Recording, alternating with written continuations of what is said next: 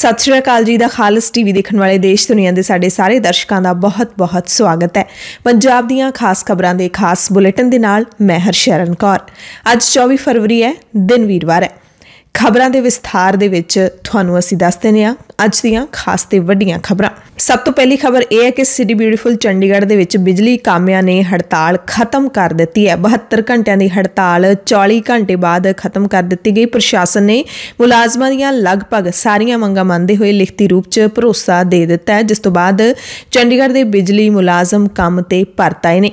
इस मीटिंग तो पहला ही शहर में बंद बिजली सप्लाई नूं ठीक करने लई प्रशासन के सद्दे ते MES यानी कि मिलिटरी इंजीनियर सर्विस की टीम ने मोर्चा साम लिया सी, जिन्हां ने देर रात कई इलाकों दे विच बिजली सप्लाई ठीक कर दी। चंडीगढ़ दे विच लगभग हुण बिजली सप्लाई है जिहड़ी बहाल कर दी गई है।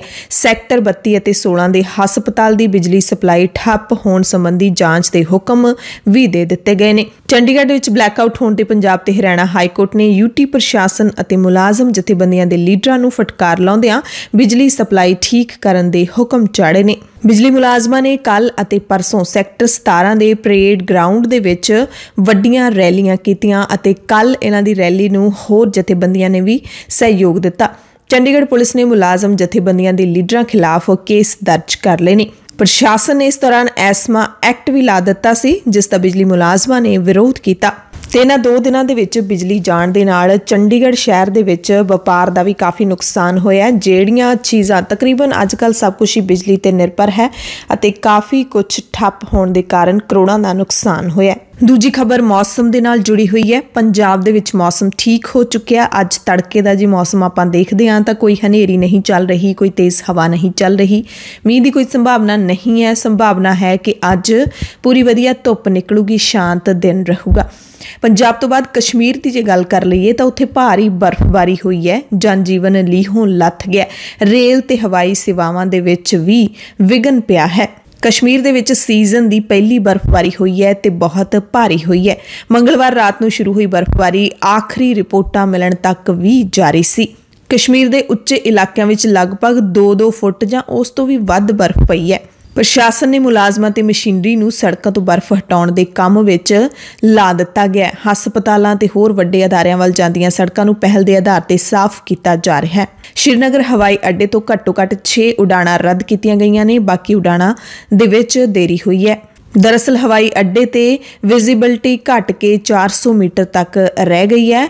इत्थे बर्फबारी हटाउण दे विच भी थोड़ी मुश्किल आ रही है। उधर जम्मू श्रीनगर कौमी मार्ग रामबन जिले दे विच ढिगां डिगण ते ताज़ा बर्फबारी कारण आवाजाही दे लई बंद कर दिता गया है ते हज़ारां वाहन ने जिहड़े इत्थे फस गए ने। सो पिछले दिनां दे विच जदों पंजाब दे विच भारी मींह पै रिहा सी तां हिमाचल दे विच भारी बर्फबारी हो रही सी ते बर्फबारी ने ऐतकी शिमले दे विच दहाकिਆਂ दे जिहड़े रिकॉर्ड ने ਉਹ तोड़ दित्ते सी। अगली वड्डी खबर पंजाब दे नाल जुड़ी हुई है ते नशा तस्करी मामले दे नाल जुड़ी हुई है। इस मामले दे विच मुलजम बिक्रम सिंह मजीठिया अज अदालत विच पेश हो सकते हैं। दरअसल असीं कल भी कहा सी कि मजीठिया 23 तरीक नूं अदालत विच पेश होणगे, पर जिहड़ी अदालत ने राहत दित्ती सी बिक्रम मजीठिया नूं वो 23 फरवरी रात 12 बजे तक दी सी।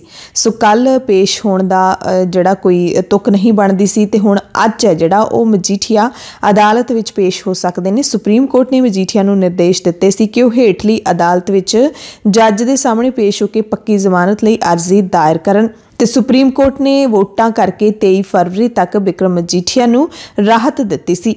नशा तस्करी मामले विच मजीठिया खिलाफ केस दर्ज होने तो बाद हेठली अदालत ने भी जमानत रद्द कर दी सी। पंजाब हरियाणा हाई कोर्ट ने भी जमानत रद्द कर दी सी तां मजीठिया सुप्रीम कोर्ट पहुंचे सी। अगली अहम खबर मरहूम अदाकार वकील अते किसान मोर्चे दे विच अहम योगदान पाउण वाले दीप सिद्धू दे नाल जुड़ी हुई है। अज श्री फतेहगढ़ साहिब की धरती ते दीवान टोडरमल हाल दे विच दीप सिद्धू की अंतिम अरदास होएगी ते वड्डी गिणती दे विच इत्थे लोकां दे पहुंचण दी संभावना है।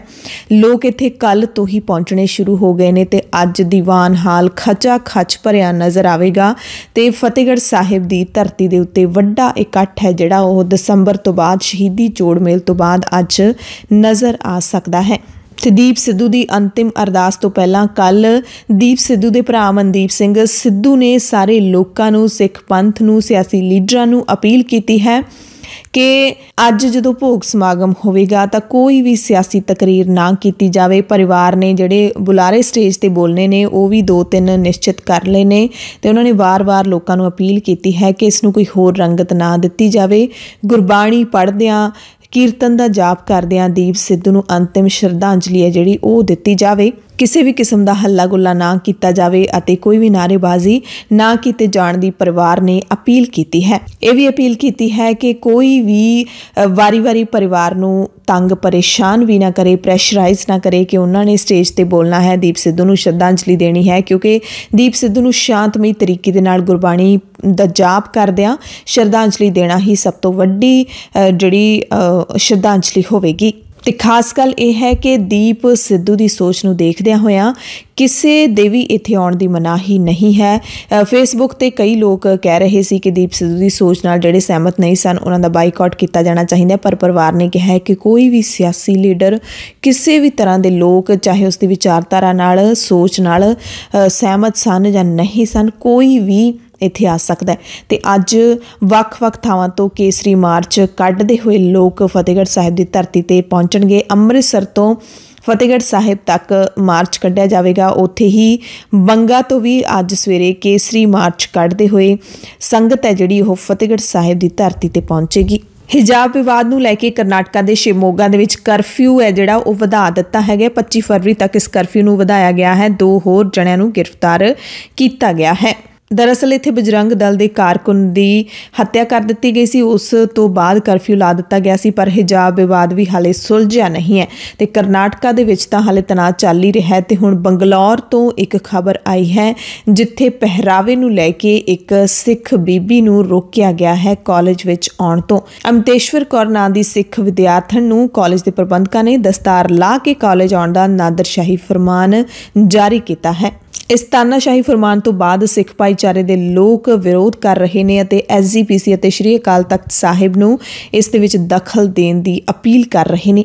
ਤੇ ਬੜੀ ਹੈਰਾਨੀ ਦੀ ਗੱਲ ਹੈ ਕਿ ਤਾਨਾਸ਼ਾਹੀ ਫਰਮਾਨ ਉਦੋਂ ਜਾਰੀ ਕੀਤਾ ਗਿਆ ਹੈ ਜਦੋਂ ਭਾਰਤ ਦੇ ਪ੍ਰਧਾਨ ਮੰਤਰੀ ਨਰਿੰਦਰ ਮੋਦੀ ਵੋਟਾਂ ਦੇ ਇਸ ਸਮੇਂ ਦੇ ਵਿੱਚ ਸਿੱਖਾਂ ਨੂੰ ਖੁਸ਼ ਕਰਨ ਦੇ ਲਈ ਹਰ ਹੀਲਾ ਹਰਬਾ ਵਰਤ ਰਹੇ ਨੇ। ਪੰਜਾਬ ਚੋਣਾਂ ਤੋਂ ਬਾਅਦ ਕਿਸੇ ਨੂੰ ਕੁਝ ਨਹੀਂ ਪਤਾ ਲੱਗ ਰਿਹਾ ਕਿ ਸਰਕਾਰ ਕਿਹਦੀ ਬਣਨੀ ਹੈ। ਅਫਸਰਸ਼ਾਹੀ ਵੀ ਕਨਫਿਊਜ਼ ਹੋਈ ਪਈ ਹੈ। ਕਦੇ ਕਿਸੇ ਪਾਰਟੀ ਦੇ ਲੀਡਰਾਂ ਨਾਲ ਰਾਬਤਾ ਕਾਇਮ ਕੀਤਾ ਜਾ ਰਿਹਾ ਹੈ ਤੇ ਕਦੇ ਕਿਸੇ ਪਾਰਟੀ ਦੇ ਲੀਡਰਾਂ ਨਾਲ। ਉਂਝ ਖਬਰਾਂ ਇਹ ਨੇ ਕਿ ਅਫਸਰਸ਼ਾਹੀ ਚਾਹੁੰਦੀ ਹੈ ਕਾਂਗਰਸ ਦੀ ਸਰਕਾਰ ਮੁੜ ਆਵੇ, ਕਿਉਂਕਿ ਅਫਸਰਸ਼ਾਹੀ ਨੂੰ ਕਾਂਗਰਸ ਸਰਕਾਰ ਦੇ ਵਿੱਚ ਬੜਾ ਕੰਫਰਟੇਬਲ ਮਾਹੌਲ ਮਿਲਦਾ ਹੈ। ਮੁੱਖ ਮੰਤਰੀ ਚਰਨਜੀਤ ਸਿੰਘ ਚੰਨੀ ਨੇ ਵੀ ਵੋਟਾਂ ਦੀ ਮਿਣਤੀ ਬਾਰੇ ਆਪਣੇ ਸਾਥੀ ਲੀਡਰਾਂ ਨਾਲ ਸਲਾਹ ਮਸ਼ਵਰਾ ਕੀਤਾ। ਸਾਰੇ ਵੱਡੇ ਲੀਡਰ ਕਾਂਗਰਸ ਤੇ ਪਹੁੰਚੇ ਹੋਏ ਸੀ, ਪਰ ਨਵਜੋਤ ਸਿੰਘ ਸਿੱਧੂ ਨਹੀਂ ਪਹੁੰਚੇ। ਹਰੀਸ਼ ਚੌਧਰੀ ਨੇ ਦਾਅਵਾ ਕੀਤਾ ਕਿ ਕਾਂਗਰਸ 10 ਮਾਰਚ ਨੂੰ ਸਰਕਾਰ ਬਣਾ ਰਹੀ ਹੈ ਮੁੜ ਤੋਂ। ਇਸੇ ਦਰਮਿਆਨ ਗੁਰਦਾਸਪੁਰ ਤੋਂ ਇੱਕ ਖਬਰ ਸੋਸ਼ਲ ਮੀਡੀਆ ਤੇ ਵਾਇਰਲ ਹੋ ਰਹੀ ਹੈ ਕਿ ਗੁਰਦਾਸਪੁਰ ਦੇ ਵਿੱਚ ਡਿਊਟੀ ਦੌਰਾਨ ਗੈਰ ਹਾਜ਼ਰ ਰਹਿਣ ਵਾਲੇ ਪੰਜਾਬ ਦੇ 29 ਮੁਲਾਜ਼ਮ ਤੇ ਅਫਸਰ ਮੁਅੱਤਲ ਕਰ ਦਿੱਤੇ ਗਏ ਨੇ। ਹੁਣ DC ਨੇ ਮੀਡੀਆ ਨੂੰ ਖਬਰ ਦਿੱਤੀ ਹੈ ਕਿ 29 ਮੁਲਾਜ਼ਮਾਂ ਨੂੰ ਗੁਰਦਾਸਪੁਰ ਦੇ ਵਿੱਚ ਮੁਅੱਤਲ ਕਰਨ ਵਾਲੀ ਖਬਰ ਬਿਲਕੁਲ ਗਲਤ ਹੈ, ਬੇਬੁਨਿਆਦ ਹੈ, ਤੱਥਾਂ ਤੋਂ ਕੋਹਾਂ ਦੂਰ ਹੈ। ਉਹਨਾਂ ਇਹ ਜ਼ਰੂਰ ਮੰਨਿਆ ਹੈ ਕਿ ਮੁਸ਼ਕਿਲਾਂ ਦਾ ਸਾਹਮਣਾ ਕਰਨਾ ਪਿਆ ਸੀ ਜਦੋਂ ਅਧਿਕਾਰੀ ਤੇ ਕਰਮਚਾਰੀ ਗੈਰ ਹਾਜ਼ਰ ਰਹੇ ਸੀ, ਪਰ ਇਹਨਾਂ ਤੋਂ ਜਵਾਬ ਤਲਬੀ ਕੀਤੀ ਗਈ ਹੈ।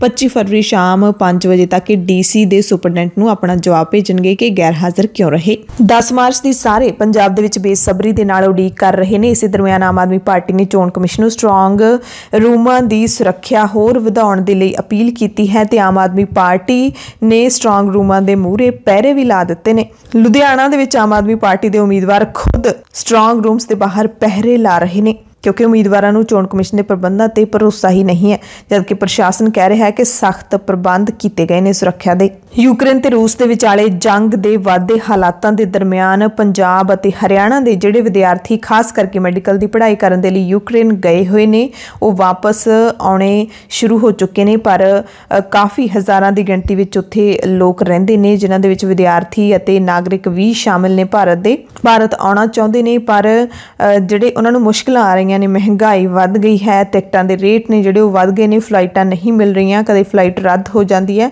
ਤੇ ਜਲੰਧਰ ਦੇ ਇੱਕ ਪਰਿਵਾਰ ਦੇ 3 ਬੱਚੇ ਯੂਕਰੇਨ ਦੇ ਵਿੱਚ ਫਸ ਗਏ ਨੇ। ਡਾਕਟਰ ਮਾਪੇ ਨੇ ਜਿਹੜੇ ਜਲੰਧਰ ਦੇ ਉਹ ਕਾਫੀ ਚਿੰਤਾ ਦੇ ਵਿੱਚ ਨੇ। ਉਹਨਾਂ ਦੇ 3 ਬੱਚੇ ਯੂਕਰੇਨ 'ਚ ਡਾਕਟਰੀ ਦੀ ਪੜ੍ਹਾਈ ਕਰਨ ਲਈ ਗਏ ਹੋਏ ਨੇ। ਤੇ ਆਮ ਆਦਮੀ ਪਾਰਟੀ ਦੇ ਪੰਜਾਬ ਪ੍ਰਧਾਨ ਭਗਵੰਤ ਮਾਨ ਨੇ ਕੇਂਦਰ ਸਰਕਾਰ ਨੂੰ ਅਪੀਲ ਕੀਤੀ ਹੈ ਕਿ ਸਾਰੇ ਵਿਦਿਆਰਥੀਆਂ ਨੂੰ ਕੇਂਦਰ ਸਰਕਾਰ ਸੁਰੱਖਿਅਤ ਵਾਪਸ ਲੈ ਕੇ ਆਵੇ।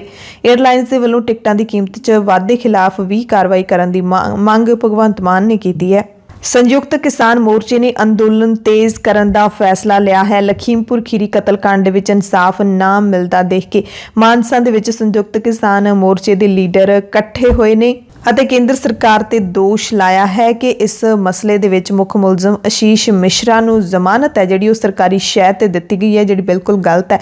ਇਸ ਤੋਂ ਪਹਿਲਾਂ ਸੰਯੁਕਤ ਕਿਸਾਨ ਮੋਰਚੇ ਦੇ ਲੀਡਰ ਅਤੇ ਲਖੀਮਪੁਰ ਖੀਰੀ ਕਤਲकांड ਦੇ ਪੀੜਤ ਪਰਿਵਾਰ ਵੀ ਸੁਪਰੀਮ ਕੋਰਟ ਪਹੁੰਚ ਚੁੱਕੇ ਨੇ, ਜਿਨ੍ਹਾਂ ਨੇ ਆਸ਼ੀਸ਼ ਮਿਸ਼ਰਾ ਦੀ ਜ਼ਮਾਨਤ ਰੱਦ ਕਰਨ ਦੀ ਅਪੀਲ ਪਾਈ ਹੈ। ਸ਼੍ਰੋਮਣੀ ਗੁਰਦੁਆਰਾ ਪ੍ਰਬੰਧਕ ਕਮੇਟੀ ਨੇ ਕੇਂਦਰ ਸਰਕਾਰ ਨੂੰ ਕਰਤਾਰਪੁਰ ਲਾਂਘੇ ਦੇ ਲਈ ਰੱਖੀ ਪਾਸਪੋਰਟ ਦੀ ਸ਼ਰਤ ਖਤਮ ਕਰਨ ਦੀ ਅਪੀਲ ਕੀਤੀ ਹੈ। ਐਸਜੀਪੀਸੀ ਪ੍ਰਧਾਨ ਐਡਵੋਕੇਟ ਹਰਜਿੰਦਰ ਸਿੰਘ ਧਾਮੀ ਨੇ ਮੰਗ ਕੀਤੀ ਹੈ ਕਿ ਸ਼ਰਧਾਲੂਆਂ ਦੇ ਲਈ ਪਾਸਪੋਰਟ ਦੀ ਸ਼ਰਤ ਖਤਮ ਕੀਤੀ ਜਾਣੀ ਚਾਹੀਦੀ ਹੈ, ਕਿਉਂਕਿ ਹਰ ਕਿਸੇ ਦਾ ਪਾਸਪੋਰਟ ਨਹੀਂ ਬਣਿਆ ਤੇ ਹਰ ਕੋਈ ਨਹੀਂ ਬਣਾ ਸਕਦਾ। ਕਮੇਟੀ ਪ੍ਰਧਾਨ ਨੇ ਰਾਮ ਰਹੀਮ ਨੂੰ ਜ਼ੈਡ ਸੁਰੱਖਿਆ ਦਿੱਤੇ ਜਾਣ ਦੇ ਹਰਿਆਣਾ ਸਰਕਾਰ ਦੇ ਫੈਸਲੇ ਤੇ ਵੀ ਸਖਤ ਇਤਰਾਜ਼ ਜਤਾਇਆ ਹੈ ਕਿ ਸੰਗੀਨ ਅਪਰਾਧ ਹੇਠ ਸਜ਼ਾ ਭੁਗਤ ਰਹੇ ਇੱਕ ਅਪਰਾਧੀ ਨੂੰ ਇਸ ਤਰ੍ਹਾਂ ਸੁਰੱਖਿਆ ਦੇਣੀ ਬਿਲਕੁਲ ਗਲਤ ਹੈ ਤੇ ਸਿੱਖਾਂ ਦੀਆਂ ਭਾਵਨਾਵਾਂ ਦੇ ਨਾਲ ਵੀ ਖਿਲਵਾੜ ਹੈ। ਉਹਨਾਂ ਕਿਹਾ ਕਿ 2.5 ਦਹਾਕਿਆਂ ਤੋਂ ਜੇਲ੍ਹਾਂ ਵਿੱਚ ਬੰਦੀ ਸਿੱਖਾਂ ਨੂੰ ਰਿਹਾਈ ਤੱਕ ਹੀ ਪੈਰੋਲ ਵੀ ਨਹੀਂ ਦਿੱਤੀ ਜਾ ਰਹੀ, ਜਦਕਿ ਇੱਕ ਸੰਗੀਨ ਅਪਰਾਧੀ ਨੂੰ 21 ਦਿਨ ਦੀ ਫਰਲੋ ਦੇ ਦਿੱਤੀ ਗਈ ਹੈ। ਉਧਰ ਯੂਪੀ ਚੋਣਾਂ ਦੇ ਵਿੱਚ ਕੱਲ ਚੌਥੇ ਪੜਾਅ ਦੀਆਂ ਵੋਟਾਂ ਪੈ ਗਈਆਂ ਨੇ ਅਤੇ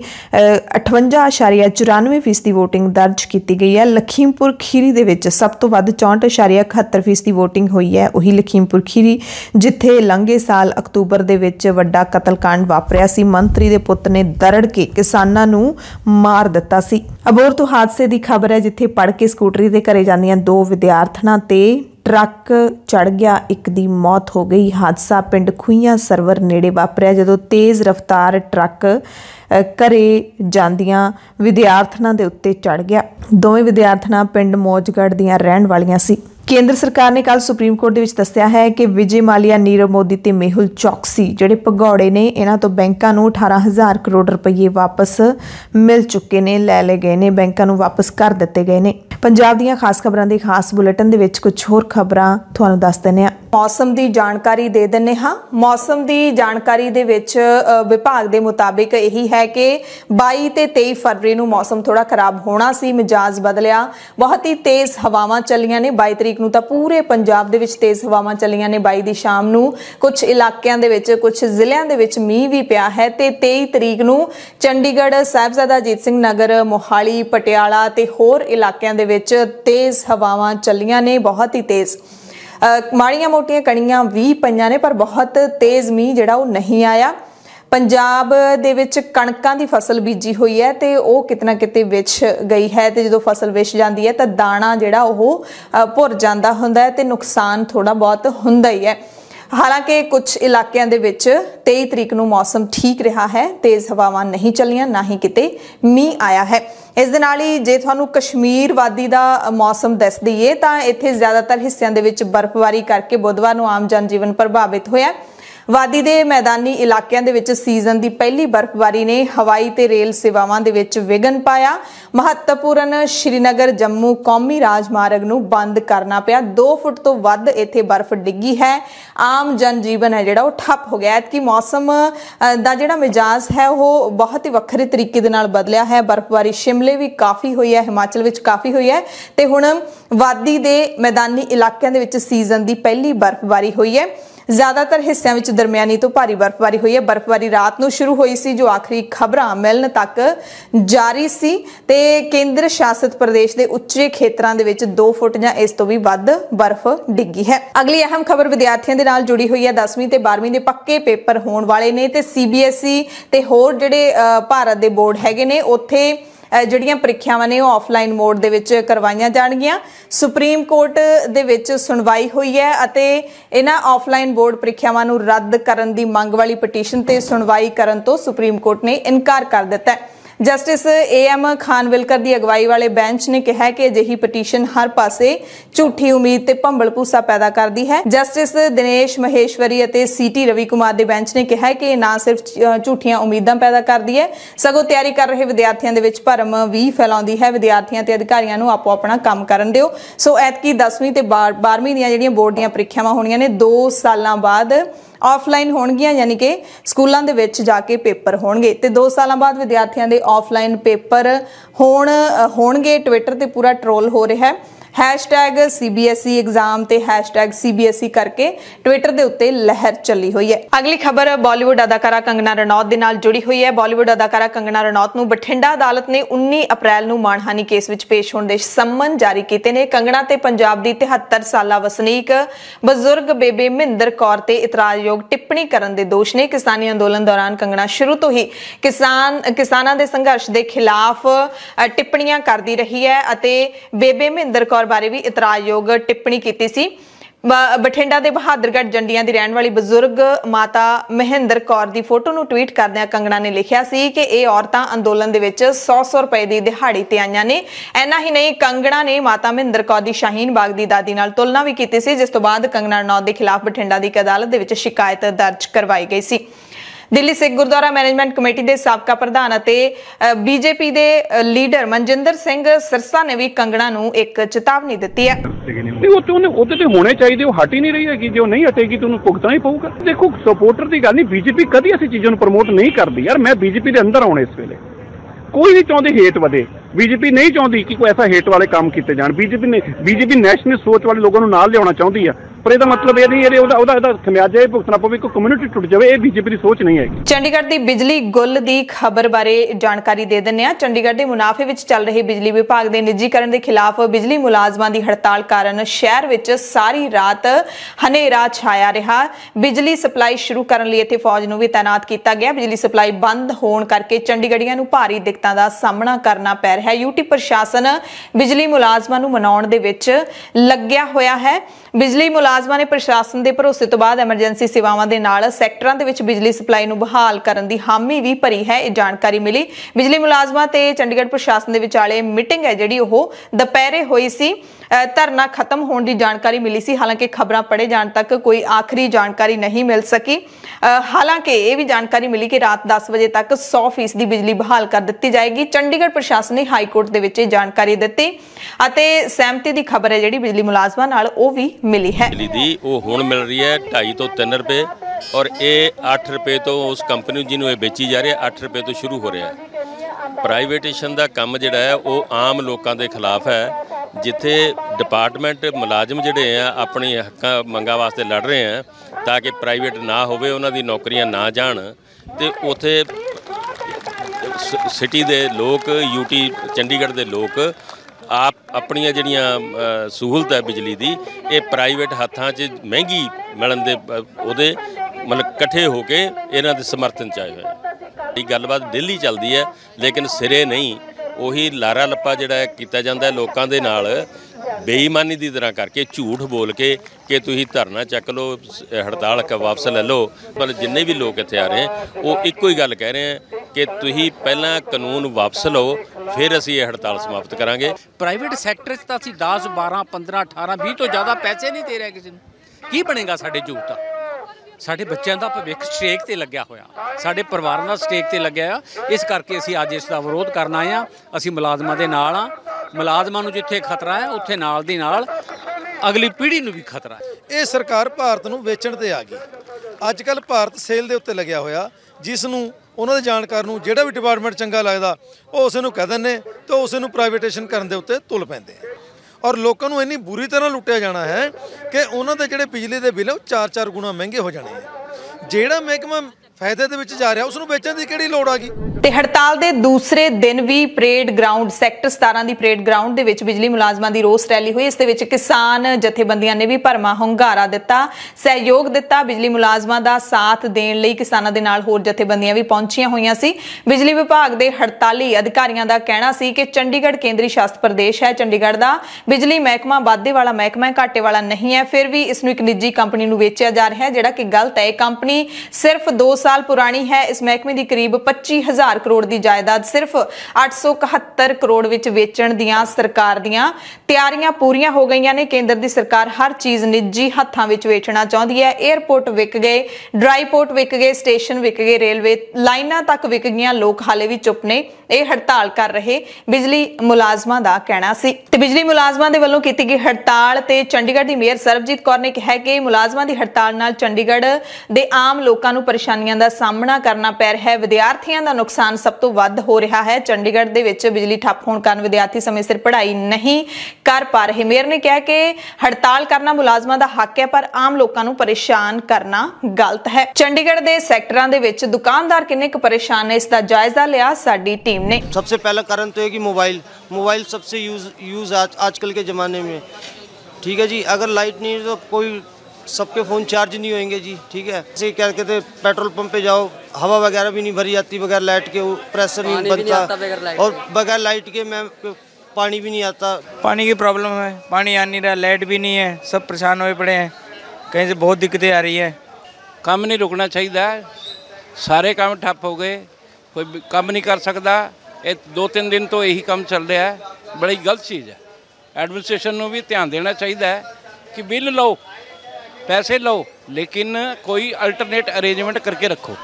बलात्कारी ते कातल साध गुरमीत राम रहीम हार्डकोर अपराधी है ਜਾਂ नहीं है, ਇਹ ਹਾਈ ਕੋਰਟ ਤੈਅ ਕਰੇਗੀ। ਹਾਈ ਕੋਰਟ ਦੇ ਵਿੱਚ ਸੁਣਵਾਈ ਹੋਈ ਇਹ ਜਾਣਨ ਦੇ ਲਈ ਕਿ ਰਾਮ ਰਹੀਮ ਕਿਸ ਕੈਟਾਗਰੀ ਦਾ ਅਪਰਾਧੀ ਹੈ। ਹਾਈ ਕੋਰਟ ਨੇ ਰਾਮ ਰਹੀਮ ਨਾਲ ਜੁੜੇ ਫੈਸਲਿਆਂ ਦੀਆਂ ਕਾਪੀਆਂ ਹਰਿਆਣਾ ਸਰਕਾਰ ਤੇ ਪਟੀਸ਼ਨਰ ਤੋਂ ਮੰਗੀਆਂ ਨੇ। 25 ਫਰਵਰੀ ਨੂੰ ਮਾਮਲੇ ਦੀ ਅਗਲੀ ਸੁਣਵਾਈ ਹੋਏਗੀ। ਦਰਅਸਲ ਰਾਮ ਰਹੀਮ ਨੂੰ Z+ ਸੁਰੱਖਿਆ ਦਿੱਤੇ ਜਾਣ ਤੋਂ ਬਾਅਦ ਹਾਈ ਕੋਰਟ ਦੇ ਵਿੱਚ ਇਹ ਮਾਮਲਾ ਪਹੁੰਚਿਆ ਹੈ ਕਿ ਸੰਗੀਨ ਅਪਰਾਧੀ ਨੂੰ ਸੁਰੱਖਿਆ ਨਹੀਂ ਮਿਲਣੀ ਚਾਹੀਦੀ, ਜਦਕਿ ਹਰਿਆਣਾ ਸਰਕਾਰ ਕਹਿੰਦੀ ਹੈ ਹਾਈ ਕੋਰਟ ਦੇ ਵਿੱਚ ਪਿਛਲੀ ਸੁਣਵਾਈ ਦੇ ਵਿੱਚ ਕਿਹਾ ਸੀ ਸਰਕਾਰ ਨੇ ਕਿ ਰਾਮ ਰਹੀਮ ਨੇ ਨਿੱਜੀ ਤੌਰ ਤੇ ਅਪਰਾਧ ਨਹੀਂ ਕੀਤੇ, ਇੰਨਾ ਵੱਡਾ ਅਪਰਾਧੀ ਉਹ ਹੈ ਨਹੀਂ। ਤੇ ਹੁਣ ਹਾਈ ਕੋਰਟ ਤੈਅ ਕਰੂਗੀ ਕਿ ਰਾਮ ਰਹੀਮ ਕਿੰਨਾ ਵੱਡਾ ਅਪਰਾਧੀ ਹੈ। ਉਧਰ ਚੰਡੀਗੜ੍ਹ ਦੇ ਵਿੱਚ ਬਿਜਲੀ ਮੁਲਾਜ਼ਮਾਂ ਦੀ ਹੜਤਾਲ ਨੂੰ ਲੈ ਕੇ ਲੋਕ ਸਭਾ ਮੈਂਬਰ ਮਨੀਸ਼ ਤਿਵਾੜੀ ਨੇ ਕੇਂਦਰੀ ਗ੍ਰਹਿ ਮੰਤਰੀ ਅਮਿਤ ਸ਼ਾਹ ਨੂੰ ਦਖਲ ਦੇਣ ਦੀ ਮੰਗ ਕੀਤੀ ਹੈ। ਉਹਨਾਂ ਕਿਹਾ ਕਿ ਚੰਡੀਗੜ੍ਹ ਦੇ ਲੋਕ ਬਿਜਲੀ ਸੰਕਟ ਪੈਦਾ ਹੋਣ ਕਾਰਨ ਪਰੇਸ਼ਾਨ ਨੇ। ਰੂਪਨਗਰ ਤੋਂ ਖਬਰ ਹੈ, ਜਿੱਥੇ ਰਾਧਾ ਸੁਆਮੀ ਸਤਸੰਗ ਭਵਨ ਦੇ ਸਾਹਮਣੇ ਐਕਟਿਵਾ ਤੇ ਸਕੂਲ ਜਾ ਰਹੇ 9ਵੀਂ ਦੇ ਵਿਦਿਆਰਥੀ ਨੇ ਨਹਿਰ 'ਚ ਛਾਲ ਮਾਰ ਦਿੱਤੀ। ਥਾਣਾ ਸਿਟੀ ਨਗਰ ਦੇ ਤਫਤੀਸ਼ੀ ਅਧਿਕਾਰੀ ਖੁਸ਼ਹਾਲ ਸਿੰਘ ਨੇ ਦੱਸਿਆ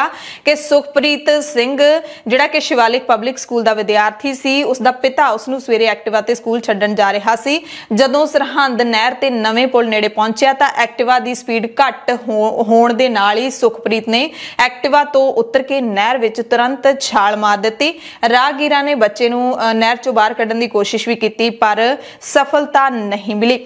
ਗੋਤਾਖੋਰਾਂ ਦੀ ਮਦਦ ਦੇ ਨਾਲ ਫਿਰ ਉਸ ਨੂੰ ਕੱਢਣ ਦੀ ਜਿਹੜੀ ਭਾਲ ਹੈ ਉਹ ਸ਼ੁਰੂ ਕੀਤੀ ਗਈ। ਸੁਖਪ੍ਰੀਤ ਦੇ ਪਿਤਾ ਹਰਮਨਜੀਤ ਨੇ ਦੱਸਿਆ ਕਿ ਉਸ ਦੇ ਪੁੱਤਰ ਨੂੰ ਐਲਰਜੀ ਤੇ ਚਮੜੀ ਦੀ ਬਿਮਾਰੀ ਸੀ, ਜਿਸ ਕਰਕੇ ਉਹ ਪਰੇਸ਼ਾਨ ਰਹਿੰਦਾ ਸੀ। ਵੋਟਾਂ ਤੋਂ ਬਾਅਦ ਦੇ ਮਾਹੌਲ ਦੀ ਗੱਲ ਕਰ ਲਈਏ ਤਾਂ ਇੱਕ ਵਾਰੀ ਤਾਂ ਪੰਜਾਬ ਦੇ ਵਿੱਚ ਸਿਆਸੀ ਲੀਡਰ ਪੂਰੀ ਤਰ੍ਹਾਂ ਦੇ ਨਾਲ ਸ਼ਾਂਤ ਹੋ ਕੇ ਬਹਿ ਗਏ ਨੇ, ਥਕੇਵਾਂ ਲਾ ਰਹੇ ਨੇ, ਪਰ ਫਿਰ ਵੀ ਕਿਤੇ ਨਾ ਕਿਤੇ ਕੁਛ ਨਾ ਕੁਛ ਐਕਟੀਵਿਟੀਜ਼ ਨੇ ਜਿਹੜੀਆਂ ਉਹ ਚੱਲ ਰਹੀਆਂ ਨੇ। ਪੰਜਾਬ ਵਿਧਾਨ ਸਭਾ ਚੋਣਾਂ ਤੋਂ ਬਾਅਦ ਪੰਜਾਬ ਕਾਂਗਰਸ ਦੇ ਵੱਲੋਂ ਅਗਲੀ ਰਣਨੀਤੀ ਘੜਨ ਦੇ ਲਈ ਚੰਡੀਗੜ੍ਹ ਦੇ ਵਿੱਚ ਬੈਠਕ ਕੀਤੀ ਗਈ। ਵਿਚਾਰ ਚਰਚਾ ਦੌਰਾਨ ਕਾਂਗਰਸ ਨੂੰ ਦੁਆਬੇ ਤੇ ਮਾਝੇ ਤੋਂ ਸਰਕਾਰ ਦੀ ਵਾਪਸੀ ਦੀ ਉਮੀਦ ਹੈ। ਇਸ ਮੀਟਿੰਗ ਦੇ ਵਿੱਚ ਪੰਜਾਬ ਕਾਂਗਰਸ ਦੇ incharge Harish Chaudhary, CM Charanjit Singh Channi, deputy CM Sukhjinder Singh Randhawa, ਜਿਹੜੇ ਮੰਤਰੀ ਪ੍ਰਗਟ ਸਿੰਘ, ਤ੍ਰਿਪਤ ਰਜਿੰਦਰ ਸਿੰਘ ਬਾਜਵਾ ਤੇ ਭਾਰਤ ਭੂਸ਼ਣ ਸਮੇਤ ਹੋਰ ਵੱਡੇ ਆਗੂ ਨਜ਼ਰ ਆਏ, ਪਰ ਪੰਜਾਬ ਕਾਂਗਰਸ ਦੇ ਪ੍ਰਧਾਨ ਨਵਜੋਤ ਸਿੰਘ ਸਿੱਧੂ ਗੈਰ ਹਾਜ਼ਰ ਰਹੇ। ਆਮ ਆਦਮੀ ਪਾਰਟੀ ਦੇ ਪੰਜਾਬ ਪ੍ਰਧਾਨ ਭਗਵੰਤ ਮਾਨ ਨੇ ਕਿਹਾ ਕਿ ਅਕਾਲੀ ਦਲ ਤੇ ਬੀਜੇਪੀ ਵਾਲੇ ਇੱਕ ਹੀ ਥਾਲੀ ਦੇ ਚੱਟੇ ਵੱਟੇ ਨੇ, ਆਪਸ ਵਿੱਚ ਰਲੇ ਹੋਏ ਨੇ। ਭਗਵੰਤ ਮਾਨ ਨੇ ਕਿਹਾ ਕਿ ਦੋਵੇਂ ਪਾਰਟੀਆਂ ਮਿਲ ਕੇ ਵੀ ਸਰਕਾਰ ਨਹੀਂ ਬਣਾ ਸਕਣਗੀਆਂ। ਇਹਨਾਂ ਨੇ ਕਿਸਾਨਾਂ ਤੇ ਬਾਕੀ ਲੋਕਾਂ ਨੂੰ ਧੋਖਾ ਦਿੱਤਾ ਹੈ। ਇਸ ਦਰਮਿਆਨ ਆਮ ਆਦਮੀ ਪਾਰਟੀ ਨੇ ਈਵੀਐਮ ਦੀ ਸੁਰੱਖਿਆ ਨੂੰ ਲੈ ਕੇ ਚੋਣ ਕਮਿਸ਼ਨ ਨੂੰ ਚਿੱਠੀ ਲਿਖੀ ਹੈ। ਸਟਰੋਂਗ ਰੂਮ ਦੇ ਅੰਦਰ ਤੇ ਬਾਹਰ ਸੀਸੀਟੀਵੀ ਲਾ ਕੇ ਉਹਨਾਂ ਦੇ ਲਿੰਕ ਨੇ ਜਿਹੜੇ ਉਹ ਉਮੀਦਵਾਰਾਂ ਨੂੰ ਦਿੱਤੇ ਜਾਣ ਦੀ ਮੰਗ ਕੀਤੀ ਹੈ। ਪੈਰਾ ਮਿਲਟਰੀ ਫੋਰਸਸ ਵੀ ਤੈਨਾਤ ਕੀਤੇ ਜਾਣ ਦੀ ਮੰਗ ਕੀਤੀ ਹੈ ਤਾਂ ਜੋ ਈਵੀਐਮ ਦੇ ਨਾਲ ਕੋਈ ਵੀ ਛੇੜਖਾਨੀ ਨਾ ਹੋ ਸਕੇ। ਚੋਣਾਂ ਦੇ ਨਤੀਜੇ ਆਉਣ ਤੋਂ ਪਹਿਲਾਂ ਅਕਾਲੀ ਦਲ ਦੀ ਲੀਡਰ ਅਤੇ ਸਾਬਕਾ ਕੈਬਨਿਟ ਮੰਤਰੀ ਹਰਸਿਮਰਤ ਕੌਰ ਬਾਦਲ ਨੇ ਆਮ ਆਦਮੀ ਪਾਰਟੀ ਤੇ ਨਿਸ਼ਾਨਾ ਸਾਧਿਆ ਹੈ ਕਿ ਆਮ ਆਦਮੀ ਪਾਰਟੀ ਦਾ ਜਿਹੜਾ ਸਿੱਖਿਆ ਵਿਭਾਗ ਹੈ, ਸਿੱਖਿਆ ਦਾ ਖੇਤਰ ਹੈ, ਉਹ ਐਕਸਪੋਜ਼ ਹੋਇਆ ਹੈ। ਉਸ ਦਾ ਖੁਲਾਸਾ ਹੋਇਆ ਹੈ। ਅਜਿਹੇ ਪੇਪਰ ਜਨਤਕ ਹੋਏ ਨੇ ਜਿਨ੍ਹਾਂ ਦੇ ਵਿੱਚ ਸਕੂਲਾਂ ਦੇ ਵਿੱਚ ਕਮਰੇ ਬਣਾਉਣ ਨੂੰ ਲੈ ਕੇ ਜਿਹੜਾ ਫੰਡ ਸੀ ਉਹਦੇ ਵਿੱਚ 2000 ਕਰੋੜ ਦਾ ਘੁਟਾਲਾ ਹੋਇਆ ਹੈ। 3000 ਕਰੋੜ ਨੇ ਜਿਹੜੇ ਉਹ 13000 ਕਮਰਿਆਂ ਬਣਾਉਣ ਦੇ ਉੱਤੇ ਖਰਚ ਕੀਤੇ ਜਾਣੇ ਸੀ। 24 ਲੱਖ ਦਾ ਇੱਕ ਕਮਰਾ ਬਣਨਾ ਸੀ, ਪਰ ਇਸ ਦੇ ਵਿੱਚ 2000 ਕਰੋੜ ਦਾ ਘੁਟਾਲਾ ਹੋਇਆ ਹੈ।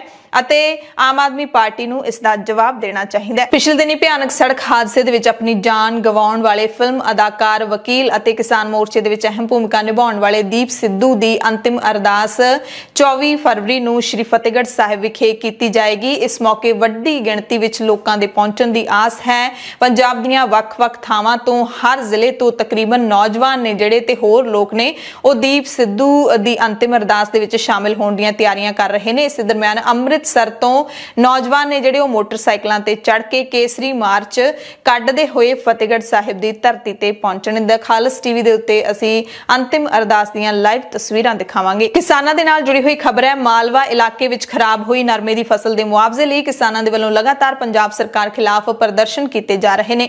ਮਾਨਸਾ ਜ਼ਿਲ੍ਹੇ ਦੇ ਹਾਲੇ ਵੀ ਦਰਜਨ ਦੇ ਕਰੀਬ ਪਿੰਡਾਂ ਦੇ ਕਿਸਾਨ ਸਰਕਾਰ ਦੇ ਮੁਆਵਜ਼ੇ ਤੋਂ ਵਾਂਝੇ ਨੇ ਅਤੇ ਮੰਗ ਕਰ ਰਹੇ ਨੇ ਕਿ ਹੁਣ ਤਾਂ ਸਾਨੂੰ ਮੁਆਵਜ਼ਾ ਦੇ ਦਿਓ। ਪਿਛਲੇ ਸਮੇਂ ਦੇ ਵਿੱਚ ਯਾਦ ਹੋਣਾ ਜਦੋਂ ਨਰਮੇ ਦੀ ਫਸਲ ਖਰਾਬ ਹੋਈ ਸੀ ਤਾਂ ਚੰਨੀ ਸਰਕਾਰ ਉਦੋਂ ਬਣੀ ਸੀ, ਉਦੋਂ ਕਿਹਾ ਗਿਆ ਸੀ ਕਿ ਦੀਵਾਲੀ ਤੋਂ ਪਹਿਲਾਂ ਕਿਸਾਨਾਂ ਨੂੰ ਮੁਆਵਜ਼ਾ ਦੇ ਦਿੱਤਾ ਜਾਵੇ। ਪਰ ਦੀਵਾਲੀ ਕੀ, ਹੁਣ ਤਾਂ ਨਵਾਂ ਸਾਲ ਵੀ ਲੰਘ ਗਿਆ ਹੈ, ਲੋਹੜੀ ਵੀ ਲੰਘ ਗਈ ਹੈ, ਵੋਟਾਂ ਵੀ ਲੰਘ ਗਈਆਂ ਨੇ, ਪਰ ਹਾਲੇ ਤੱਕ ਮੁਆਵਜ਼ਾ ਨਹੀਂ ਮਿਲਿਆ। ਤੇ ਇਸੇ ਰੋਸ ਦੇ ਵਿੱਚ ਝੁਨੀਰ ਦੇ ਭਾਖੜਾ ਨਹਿਰ ਤੇ ਮਾਨਸਾ ਸਰਸਾ ਰੋਡ ਜਾਮ ਕਰਕੇ ਦੂਜੇ ਦਿਨ ਵੀ ਕਿਸਾਨਾਂ ਨੇ ਪੰਜਾਬ ਸਰਕਾਰ ਦੇ ਖਿਲਾਫ ਪ੍ਰਦਰਸ਼ਨ ਕੀਤਾ ਅਤੇ ਜਿਹੜਾ ਮੁਆਵਜ਼ਾ ਹੈ ਉਸ ਦੀ ਮੰਗ ਕੀਤੀ। ਇਹ ਇੱਥੇ ਸਾਡੇ ਨਾਲ ਗਿਰਦਾਵਰੀ ਵੀ ਕਰਾਈ ਗਈ, ਚੋਖੇ ਵਾਅਦੇ ਵੀ ਹੋਏ, ਸਿਆਸੀ ਲੀਡਰਾਂ ਵੱਲੋਂ ਵੀ ਹੋਏ, ਅਸੀਂ ਧਰਨੇ ਵੀ ਲਾਏ, ਸਾਨੂੰ ਮੋੜ ਦਿੱਤਾ ਗਿਆ। ਪ੍ਰਸ਼ਾਸਨਿਕ ਅਧਿਕਾਰੀਆਂ ਨੇ ਵੀ ਸਾਨੂੰ ਮੋੜਿਆ ਵੀ ਤੁਹਾਨੂੰ ਮੁਆਵਜ਼ਾ, ਤੁਹਾਡੀ ਗਿਰਦਾਵਰੀ ਹੋ ਜੂਗੀ ਗਿਰਦਾਵਰੀ ਦੇ ਹਿਸਾਬ ਨਾਲ। ਪਰ ਤਲਵੰਡੀ ਸਾਬੋ ਏਰੀਏ ਨੂੰ 3 ਮਹੀਨਿਆਂ ਬਾਅਦ ਪੈਸੇ ਮਿਲ ਗਏ, ਸਰਦੂਲਗੜ੍ਹ ਹਲਕੇ ਨੂੰ ਦੁੱਕੀ ਨਹੀਂ ਮਿਲੀ ਤੇ ਹੁਣ ਦੁਬਾਰੇ ਫੇਰ ਅਸੀਂ ਮਤਲਬ ਕਿ ਜਿਹੜੀ ਗੁਲਾਬੀ ਸੁੰਡੀ ਦੇ ਕਾਰਨ ਸਾਡਾ ਨਰਮਾ ਹੋਇਆ ਉਸ ਮੁਆਵਜ਼ੇ ਲਈ ਫਿਰ ਅਸੀਂ ਇੱਥੇ ਆਏ ਹਾਂ। ਸਾਨੂੰ ਸਾਡੀ ਦੂਰੀ ਮਾਰ ਰਹੇ, ਸਾਡਾ 29,000 ਰੁਪਇਆ ਸਰਕਾਰ ਨਹੀਂ ਬਣਦਾ, 12,000 ਸਾਡਾ ਇੱਕ ਤੌੜੀ ਵਿੱਚ ਸਰਕਾਰ 2 ਰੱਖਣੇ ਕਿਉਂ ਕਰ ਰਹੀ ਹੈ। ਜੋ ਅਸੀਂ ਸਰਕਾਰ ਤੋਂ ਝੰਡੇ ਤੇ ਡੰਡੇ ਦੇ ਨਾਲ ਮਾਜਵਾ ਪਵਾਏਗਾ, ਜੋ ਸਾਡੇ ਗੁਲਾਬੀ ਸੁੰਡੀ ਨੇ ਨਰਮਾ ਤਬਾਹ ਕੀਤਾ ਉਹਦਾ ਅਸੀਂ ਮਾਜਵਾ ਲੜ ਕੇ ਪਵਾਇਆ। ਉਹ ਮਾਜਵਾ ਕੁਝ ਤਾਂ ਪਾਤਾ, ਕੁਝ ਜੇ ਕਿਸਾਨਾਂ ਦਾ ਜਿਨ੍ਹਾਂ ਦਾ ਪਿੰਡਾਂ ਦੀ ਮਾਜਵਾ ਪਿਆ ਉਹ ਅਸੀਂ ਮੰਗ ਕਰਦੇ ਹਾਂ ਵੀ ਛੇਤੀ ਤੋਂ ਛੇਤੀ ਮਾਜਵਾ ਪਾਇਆ ਜਾਵੇ। ਇਹਨਾਂ ਨੇ ਬਹੁਤ ਵਿਆਜ ਖਾ ਲਿਆ, ਹੁਣ ਗਾਹਾਂ ਇਹ ਵਿਆਜ ਖਾਣ ਦਾ ਜ਼ਿਆਦਾ ਨਾ ਸੋਚਣ ਤੇ ਹੁਣ ਸਾਨੂੰ ਇਹ ਮਾਜਵਾ ਪਾ ਕੇ ਸਾਨੂੰ ਕਿਸਾਨਾਂ ਜਿਹੜੇ ਇਹ ਧਰਨੇ ਲੱਗੇ ਨੇ ਇਹ ਸਾਨੂੰ ਘਰਾਂ ਦੇ ਵਿੱਚ ਬੈਠਣ ਦੇਣ ਤੇ ਸਾਨੂੰ ਸੜਕਾਂ ਤੇ ਨਾ ਰੋਲਣ। ਮੁਆਵਜ਼ੇ ਲਈ ਇਕੱਲਾ ਹੁਣ ਤੋਂ ਨਹੀਂ ਸੰਘਰਸ਼, ਪਹਿਲਾਂ ਵੀ 1.25 ਮਹੀਨਾ ਅਸੀਂ ਅੰਦੋਲਨ ਲੜ ਕੇ ਪੰਜਾਬ ਸਰਕਾਰ ਦੇ ਖਿਲਾਫ 12,000 ਤੋਂ 17,000 ਰੁਪਇਆ ਮੁਆਵਜ਼ਾ ਕਰਵਾਇਆ, ਐਲਾਨ ਕਰਵਾਇਆ ਸੀ। ਜਿਹੜਾ 10% ਵੱਖਰਾ ਖੇਤ ਮਜ਼ਦੂਰਾਂ ਨੂੰ, ਨਰਮਾ ਚੁਗੜਿਆਂ ਨੂੰ ਮੁਆਵਜ਼ਾ ਦੇਣ ਦਾ ਐਲਾਨ ਕਰਵਾਇਆ ਸਰਕਾਰ। ਨਾਲ ਜਿਹੜਾ ਭਾਖੜਾ ਦੇ ਪੁਲ ਤੇ ਜਾਮ ਲਾਇਆ, ਸਾਡੀ ਮੰਗ ਹੈ ਕਿ ਜਿਹੜੇ ਪੈਸੇ ਆ ਗਏ ਉਹ ਤੁਰੰਤ ਜਿਹੜੇ ਕਿਸਾਨਾਂ ਨੂੰ ਪਾਏ ਜਾਣ ਖਾਤਿਆਂ 'ਚ, ਇਹ ਮਜ਼ਦੂਰਾਂ ਦਾ ਜਿਹੜਾ ਬਣਦਾ ਹੱਕ ਹੈ ਉਹ ਦਿੱਤਾ ਜਾਵੇ। ਪਰ ਅਫਸੋਸ ਦੀ ਗੱਲ ਹੈ ਕਿ ਇੱਥੋਂ ਕੋਈ ਵੀ ਜਿਹੜਾ ਸਿਵਲ ਅਧਿਕਾਰੀ ਹੈ ਅਜੇ ਤੱਕ ਸਾਡੀ ਕੋਈ ਗੱਲ ਸੁਣ ਨਹੀਂ ਆਇਆ। ਮਜਬੂਰ ਹੋ ਕੇ ਜਿਹੜਾ ਸੜਕ ਰੋਕਣਾ ਪਿਆ। ਜੇ ਇਹ ਜਿੰਨਾ ਚਿਰ ਬਣਦਾ ਮੁਆਵਜ਼ਾ ਕਿਸਾਨਾਂ ਦੇ ਮਜ਼ਦੂਰਾਂ ਦੇ ਖਾਤੇ 'ਚ ਪਾਉਂਦੇ ਨਹੀਂ ਉਹਨਾਂ ਚਿਰ ਜਿਹੜਾ ਇਸ ਤਰ੍ਹਾਂ ਦਾ ਅੰਦੋਲਨ ਹੈ ਜਾਰੀ। ਫਗਵਾੜੇ ਤੋਂ ਖਬਰ ਹੈ ਜਿੱਥੇ ਨਵਾਂ ਸ਼ਹਿਰ ਨੈਸ਼ਨਲ ਹਾਈਵੇ ਤੇ ਲੁਟੇਰਿਆਂ ਨੇ ਇੱਕ ਕਾਰ ਸਵਾਰ ਨੂੰ ਗੋਲੀਆਂ ਮਾਰ ਕੇ ਲੁੱਟ ਲਿਆ। ਜਾਣਕਾਰੀ ਮੁਤਾਬਿਕ ਫਗਵਾੜਾ ਨਵਾਂ ਸ਼ਹਿਰ ਕੌਮੀ ਹਾਈਵੇ ਤੇ ਮੋਟਰਸਾਈਕਲ ਸਵਾਰ ਲੁਟੇਰੇ ਕਾਰ ਸਵਾਰ ਨੂੰ ਗੋਲੀਆਂ ਮਾਰ ਕੇ ਕਾਰ ਲੁੱਟ ਕੇ ਫਰਾਰ ਹੋ ਗਏ। ਕਾਰ ਸਵਾਰ ਨੂੰ ਜ਼ਖਮੀ ਹਾਲਤ ਵਿੱਚ ਬੰਗਾ ਦੇ ਨੇੜਲੇ ਹਸਪਤਾਲ ਦੇ ਵਿੱਚ ਲਿਜਾਇਆ ਗਿਆ। ਘਟਨਾ ਦੀ ਸੂਚਨਾ ਮਿਲਦਿਆਂ ਹੀ ਬਹਿਰਾਮ ਪੁਲਿਸ ਮੌਕੇ ਤੇ ਪਹੁੰਚ ਗਈ। ਪੁਲਿਸ ਮਾਮਲੇ ਦੀ ਤਫਤੀਸ਼ ਕਰ ਰਹੀ ਹੈ। ਇਸੇ ਤਰ੍ਹਾਂ ਮੋਗਾ ਤੋਂ ਖਬਰ ਹੈ ਜਿੱਥੇ ਸ਼ਹਿਰ ਦੀ ਸਲਮ ਬਸਤੀ ਲਾਲ ਸਿੰਘ ਰੋਡ ਕੰਢੇ ਬੈਠੀ ਨਵਵਿਆਹੁਤਾ ਨੂੰ ਅਗਵਾ ਕਰ ਲਿਆ ਗਿਆ। ਲੋਕਾਂ ਮੁਤਾਬਿਕ ਵਿਆਹੁਤਾ ਲਾਲ ਸਿੰਘ ਰੋਡ ਕੰਢੇ ਤੇ ਬੈਠੀ ਸੀ। ਇਸੇ ਦੌਰਾਨ ਹਰਿਆਣਾ ਸੂਬੇ ਦੀ ਰਜਿਸਟ੍ਰੇਸ਼ਨ ਨੰਬਰ ਵਾਲੀ ਆਲਟੋ ਕਾਰ ਤੇ ਆਏ ਨਕਾਬਪੋਸ਼ ਨੌਜਵਾਨ ਉਸ ਨੂੰ ਜਬਰੀ ਕਾਰ ਵਿੱਚ ਬਿਠਾ ਕੇ ਮੌਕੇ ਤੋਂ ਫਰਾਰ ਹੋ ਗਏ। ਵਾਰਦਾਤ ਸੀਸੀਟੀਵੀ ਕੈਮਰਿਆਂ 'ਚ ਕੈਦ ਹੋ ਗਈ। ਕਾਰ ਵਿੱਚ 3 ਨਕਾਬਪੋਸ਼ ਨੌਜਵਾਨ ਤੇ ਇੱਕ ਔਰਤ ਸੀ। ਥਾਣਾ ਸਿਟੀ ਦੱਖਣੀ ਮੁਖੀ ਇੰਸਪੈਕਟਰ ਲక్ష్మణ ਸਿੰਘ ਢਿੱਲੋਂ ਨੇ ਦੱਸਿਆ ਕਿ ਸੀਸੀਟੀਵੀ ਕੈਮਰਿਆਂ ਦੀ ਮਦਦ ਨਾਲ ਅਗਵਾ ਮੁਟਿਆਰ ਨੂੰ ਲੱਭਣ ਦੀ ਕੋਸ਼ਿਸ਼ ਕਰ ਰਹੇ ਨੇ। ਅਗਵਾ ਮੁਟਿਆਰ ਦੀ ਪਛਾਣ ਤਾਂ ਹੋ ਗਈ ਹੈ। ਕੁਝ ਸਿਰ ਪਹਿਲਾਂ ਹੀ ਵਿਆਹ ਹੋਇਆ ਸੀ, ਘਰੇਲੂ ਅਣਬਣ ਚੱਲ ਰਹੀ ਸੀ। ਪੰਜਾਬ ਦੀਆਂ ਖਾਸ ਖਬਰਾਂ ਦੇ ਖਾਸ ਬੁਲੇਟਿਨ ਦੇ ਵਿੱਚ ਤੁਹਾਡੇ ਸਭ ਤੋਂ ਇਜਾਜ਼ਤ ਚਾਹੁੰਦੇ ਹਾਂ। ਧੰਨਵਾਦ।